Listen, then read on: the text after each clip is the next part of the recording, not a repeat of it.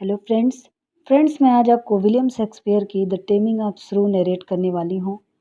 इसकी स्टोरी ऐसे है। एक अमीर घराने की लड़की थी जिसका नाम कैथरीना था। वह 20 साल की हो चुकी थी किंतु अभी तक उसकी शादी नहीं हुई थी। उसके साथ की सभी लड़कियों की शादी हो चुकी थी किंतु वह अभी भी कुंवारी ही थी।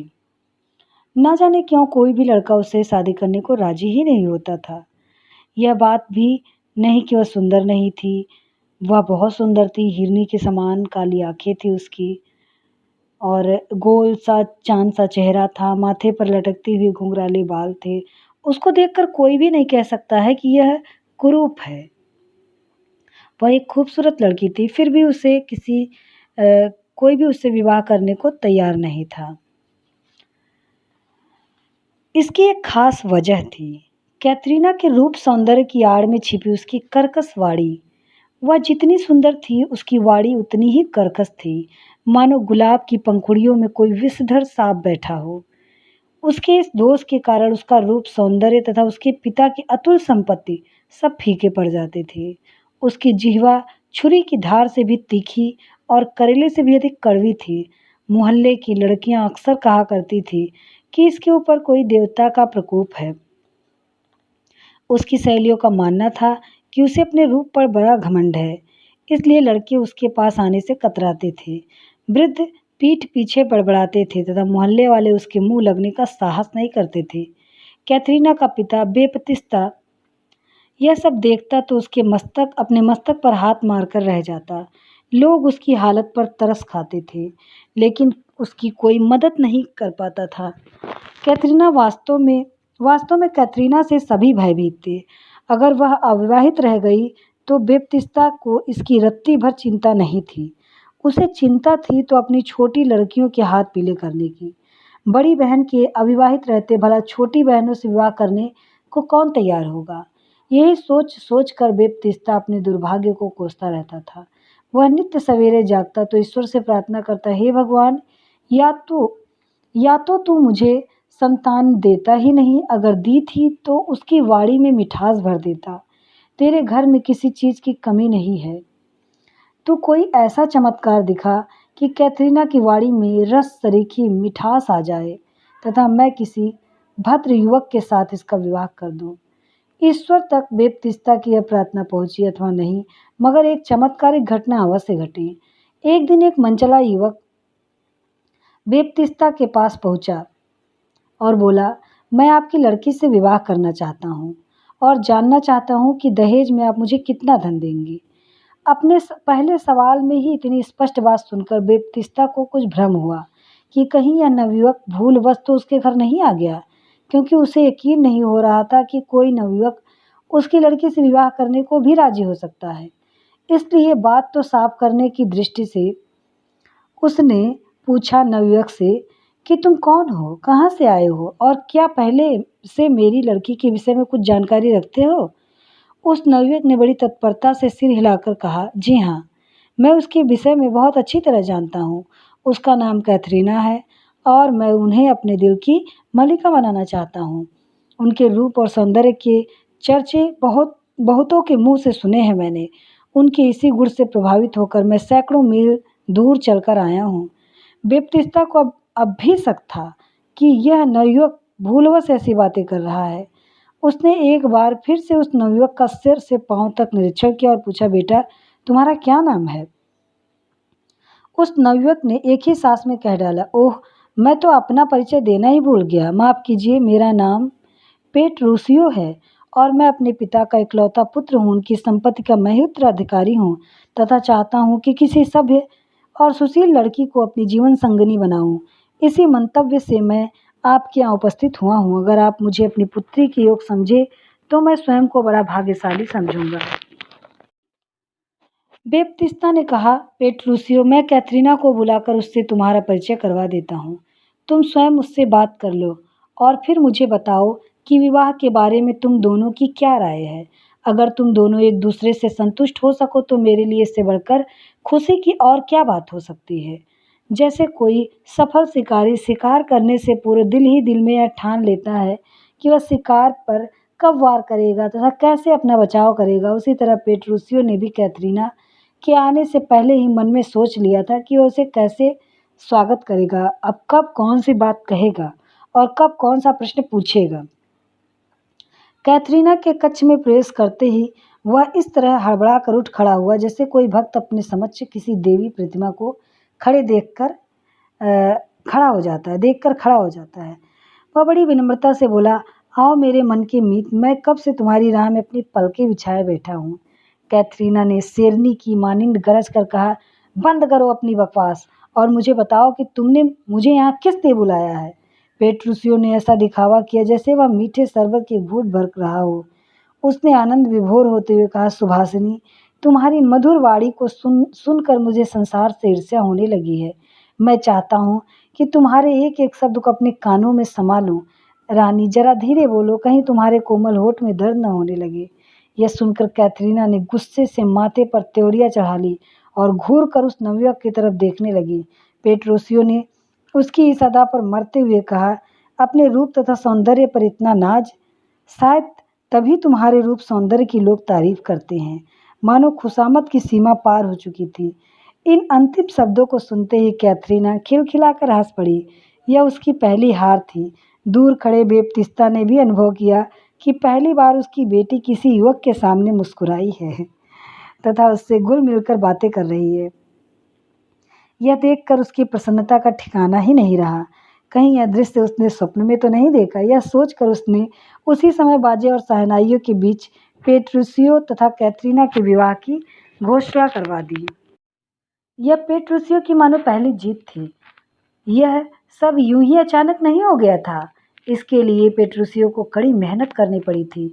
वह दूर देश का एक परदेसी था तथा अपने व्यंगों और खुश मिजाजी के लिए पूरे प्रांत में मशहूर था। उसने कैथरीना के चिड़चिड़ेपन और कैंची सी जुबान के विषय में बहुतों के मुंह से सुन रखा था। वह कभी यह सहन नहीं कर सकता था कि इतने रूप सौंदर्य की स्वामिनी इतनी बदमिजाज हो। तभी उसने प्रतिज्ञा कर ली कि अगर वह विवाह करेगा तो कैथरीना के साथ होगा और विवाह भी तब होगा जब वह स्वयं उसकी याद में आंसू बहाएगी। इसके लिए उसने अपनी सारी कला, अपनी सारी खुश मिजाजी तथा अपनी सारी हाजिर जवाबी को लगा देने की ठान ली थी। वह कैथरीना के प्यार को जीतने के लिए घर से चल पड़ा। उसकी एक एक बात, एक एक मुस्कान तथा आँख की पलकें झपकाने के पीछे एक एक योजना थी।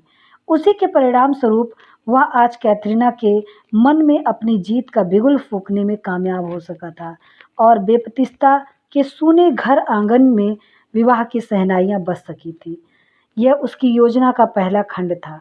अभी कैथरीना की कर्कश जुबान से अमृत की वर्षा करवाना तो शेष ही रह गया था, अतः उसकी असली योजना तो अब शुरू होने वाली थी। उसने बेपतिस्ता के नज़दीक पहुंचकर कहा, आप तो जानते ही हैं कि मैं कैथरीना को कितना प्यार करता हूँ। मैं उसे अपने घर की रानी और अपने दिल की मलिका बनाना चाहता हूँ। जीवन में किसी की शादी बार बार नहीं हुआ करती, इसलिए मैं इस शुभ अवसर को बड़ी धूमधाम से मनाना चाहता हूँ। आप थोड़ा इंतजार करें, मैं अपनी कैथरीना को गहनों से ऐसे लाद दूंगा जैसे वसंत ऋतु के में अनार के वृक्ष फूलों से लद जाते हैं। मैं उसे मखमल के दुसालों में ऐसे रखूंगा जैसे बरसात में बीर बहुटी। आप जरा इंतजार करें, मैं अभी सारे सामान लेकर उपस्थित होता हूँ। कहने को तो वह कह गया कि मैं अभी उपस्थित होता हूँ, मगर कई घंटे बीत जाने पर वह नहीं आया। विवाह के मुहूर्त का भी समय आ पहुंचा। घर द्वार भी सज गया, पादरी भी बुला लिए गए तथा बैंड बाजे की ध्वनि से सारा वातावरण भी गूंज उठा, मगर पेट्रूसियो का दूर दूर तक कहीं दर्शन नहीं हो रहा था। अब कैथरीना को भी चिंता होने लगी थी। वह रह रह सोचने लगी कि कहीं वह मुझसे झूठा वायदा करके तो नहीं खिसक गया। अगर वह लौट कर वापस नहीं आया तो मेरा क्या होगा। सब लोग मेरी तरफ उंगली उठा उठा कर कहेंगे कि यह वही नवयुवती है जिसे उसका मंगेतर विवाह से पूरे ही छोड़ करके भाग गया। मोहल्ले की सारी स्त्रियां कानाफूसी करके मेरे विषय में बातें करेंगी। यह सब सोचकर वह बार बार उस तरफ देखती रही जिस तरफ से उस नवयुवक के आने को कहा था, लेकिन देखते देखते आंखें थक गई। फिर भी वह नहीं आया। तब कैथरीना ने निराश होकर अपना सिर एक सहेली के कंधे पर टिका दिया और फूट फूट कर रोने लगी। ठीक उसी समय पेट्रूसियो ने उसके घर के आंगन में प्रवेश किया, मानो वह कहीं छिपा था। कैथरीना के आंसू बहाने की प्रतीक्षा कर रहा था और अपने प्रति कैथरीना की उत्कंठा को जगाने के लिए वह जानबूझकर देर कर रहा था। कुछ भी हो, इतनी देर तक राह तकने के पश्चात अब पेट्रूसियो उसे एक अनमोल के समान दिखाई देने लगा। वह समझ गई कि पेट्रूसियो को उसकी जरूरत नहीं, अपितु उसे पेट्रूसियो की ज़्यादा जरूरत है। अतः वह विवाह के वचनों को भी संभल संभल कर बोल रही थी कि कहीं उसके मुंह से कर्कश स्वर प्रस्फुटित न हो जाए और उससे अप्रसन्न होकर पेट्रूसियो फिर उसे न छोड़कर चला जाए। यह सब पेट्रूसियो की बनाई हुई योजना का अंग था। उसका कैथरीना की चाल ढाल तथा बोल चाल पर क्या असर पड़ता है, इसे वह उसी होशियारी के साथ देख रहा था जैसे बिल्ली चूहे की एक एक हरकत को नोट करती है तथा उसी के अनुरूप अपना दांव लगाती है। आखिर विवाह संपन्न हुआ। पेट्रूसियो क्षण भर भी इंतजार किए बिना वहां से जाने को तत्पर हो गया। लोगों ने समझाया कि विवाह के उपरांत इतनी जल्दी वर-वधू को विदा करने का रिवाज नहीं है, इसलिए 2 दिन नहीं तो केवल दोपहर या 2 घड़ी ही रुक जाओ। मगर पेट्रूसियो ने कहा, नहीं, मैं तो अभी जाऊंगा तथा कैथरीना को भी मेरे साथ जाना होगा। बेचारे बेपतिस्ता को इतनी परेशानी के पश्चात दामाद मिला था, उसकी नजाकतों को वह भला कैसे न मानता। मगर अब तो कैथरीना के मुंह पर भी ताला जड़ गया था। वह मन ही मन डर रही थी कि यदि उसने पति की इच्छा के विरुद्ध जरा भी आवाज निकाली तो वह उसे छोड़कर चल देगा। इसलिए वह ऐसे ही चुपचाप मुंह लटकाए उसके पीछे पीछे चल दी, जैसे कसाई के पीछे बलि के लिए बकरा चला करता है। इस बदलाव को देखकर वहां उपस्थित सभी लोग दांतों तले उंगली दबाकर बैठ गए। स्वयं बेपतिस्ता भी हैरान हो रहा था कि उसकी जो पुत्री अपने सामने बोलने वालों का मुंह नोचकर रख देती थी, उसके स्वभाव में अचानक यह परिवर्तन कहाँ से आ गया। लोगों को आश्चर्य हो रहा था। लोगों को आश्चर्य करते देख पेट्रूसियो ने दिल ही दिल में कहा, अभी इन्होंने मेरा चमत्कार देखा ही कहाँ है। मैं इसे अपने इशारों पर पुतली की भांति नचा कर न दिखाऊं तो मेरा नाम पेट्रूसियो नहीं। तत्पश्चात वह अपनी नई नवेली दुल्हन को साथ लेकर अपने घर की ओर चल दिया। रास्ता पथरीला एवं दूर था, इसलिए उसने 2 ताकतवर घोड़े मंगवाए। घोड़े वाकई अव्वल नंबर के थे, मगर पेट्रूसियो ने यह कहकर उन घोड़ों को वापस लौटा दिया कि ये चलते वक्त अपनी पूंछ को हिलाते हैं। कैथरीना उन घोड़ों की ओर तरसती आंखों से देखती रही, लेकिन जब उसने देखा कि वाकई घोड़ों को लौटाया जा रहा है तो थकी आवाज में बोली, क्या पैदल ही चलना होगा? पेट्रूसियो ने उसके जवाब में ऐसी सूरत बना ली जैसे उसे कैथरीना पर बड़ा रहम आ रहा हो। वह प्यार भरे स्वर में बोला, भला मैं फूलों सी नाजुक अपनी दिलरुबा को बेलगाम घोड़ों पर कैसे सवार करने देता, जिन्हें ठीक तरह से अपनी पूंछ भी हिलाना नहीं आता। अब चारा ही क्या था। बेचारी कैथरीना, महलों से बाहर कदम तक उसने नहीं रखा था। उसी ने वह लंबा पथरीला रास्ता तय किया। उसके पैरों में छाले पड़ गए, उसकी टांगें दुखने लगीं, मगर एक बार भी उसने जुबान हिलाकर उफ तक नहीं कही। उसकी बेबसी को देखकर पेट्रूसियो को भी उस पर दया आ गई, मगर वह यह सोचकर शांत रहा कि इसका कोई उपाय ही नहीं है। थकी मांदी भूख प्यास से विहल गिरती पड़ती कैथरीना जब अपनी ससुराल पहुंची तो नई मालकिन के आगमन की प्रसन्नता में सभी नौकर चाकर इकट्ठा हो गए। पेट्रूसियो ने बड़ी अकड़ के साथ उनकी तरफ देखते हुए कहा, अरे भाई, खड़े देखते क्या हो, मालकिन के लिए गुलाब जल का शरबत लाओ, नमकीन समोसे लाओ, चटपटी चटनी लाओ, ताजे फलों का रस, पकवान तथा मिठाइयाँ लेकर आओ। जानते नहीं मालकिन थकी हैं और इन्हें जोरों से भूख लगी है। मालिक के आदेश भर थी की देर थी कि नौकरों में भगदड़ सी मच गई। कोई बाजार की ओर भागा, कोई रसोई घर में लपका, कोई अन्य कामों में लग गया। समूचे महल में भगदड़ का माहौल था। थोड़ी ही देर में सब चीजें हाजिर हो गई। अगरबत्तियों की भीनी भीनी खुशबू, मिठाइयों की खुशबू तथा समोसों की महक से समूचा आंगन महक उठा। इधर मिठाइयों की खुशबू तथा उधर कैथरीना के पेट में बहुत तेज भूख लगी थी। मिठाइयों को देख देख कर उसके मुंह में पानी भर रहा था।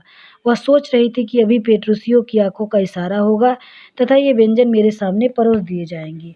फिर मैं 3 दिन से भूख की कसर एक साथ निकालूंगी। सबसे पहले तो शरबत पीऊंगी क्योंकि मुझे बहुत प्यास लगी है, फिर समोसे खाऊंगी, समोसे से जी भर जाएगा तो दूसरी मिठाई खाऊंगी, फिर चटनी का स्वाद लूंगी, ऐसा वह सब सोच रही थी। कैथरीना ने जैसा सोचा बिल्कुल वैसा ही हुआ। एक-एक करके सब मिठाइयाँ उसके सामने परोस दी गई। कैथरीना ने लालच भरी दृष्टि से एक बार सभी व्यंजनों को देखा। सब तरफ से घूमकर उसकी निगाहें बर्फ से उजले शहद से मीठे केकों पर जाकर रुक गई। वह उन्हीं की तरफ टकटकी लगाए देख रही थी और शायद केक का एक टुकड़ा उठाकर खाने के लिए मुंह खोल ही रही थी कि उसे थाल से गिरने की झन्न सी आवाज़ सुनाई दी। उसने चौंक कर देखा तो शरबत का मर्तबान फर्श पर लुढ़का पड़ा था। पेट्रूसियो आंखें लाल करके एक नौकर से कह रहा था, इससे तो अच्छा है गड्ढे का जल लाकर गिलास में भर दो। कैथरीना ने देखते देखते एक नौकर शरबत का मर्तबान उठा ले गया। वह बेचारी सूखे होठों पर जीभ फेरती रह गई मगर कुछ नहीं बोल सकी। केक पेस्ट्री की चाशनी पतली है।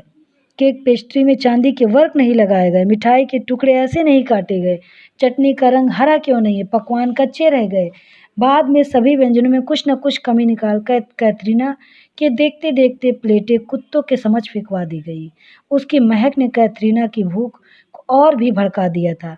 उसका वश चलता तो कुत्तों को मुंह से छीन कर व्यंजनों को खा लेती, लेकिन मिट्टी से सने केकों को उठाकर खा लेती, लेकिन शर्म के मारे बेचारी कुछ नहीं बोल पाई।